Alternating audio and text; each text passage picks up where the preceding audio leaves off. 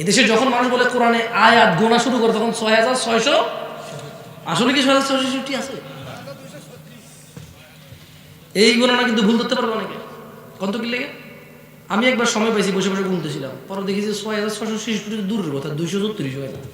পরে চিন্তা করলাম আচ্ছা সবগুলো সূরার সাথে একবার আউযুবিল্লাহ লাগাই, ১১৪ দিয়ে প্লাস করলাম।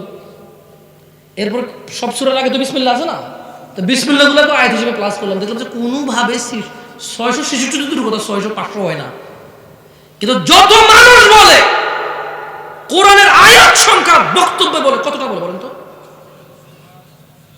ওর ওই বক্তব্য যতটা সঠিক, ৯০% মুসলমানের দেশের বক্তব্য ততটাই সঠিক। ওই বক্তা যত বড় হোক, ওর আন্দাজ আর ওর গণনা কেমন কথা কোনোদিন গুনে দেখলো না, কিন্তু ৬,৬৬৬ বলতেছে। আজকে ১০, ১২, ১৫ বছর থেকে শুনি ৬,৬৬৬ আয়াত কোরআন। কোথায় বাকি আয়াতগুলো? কোথায়?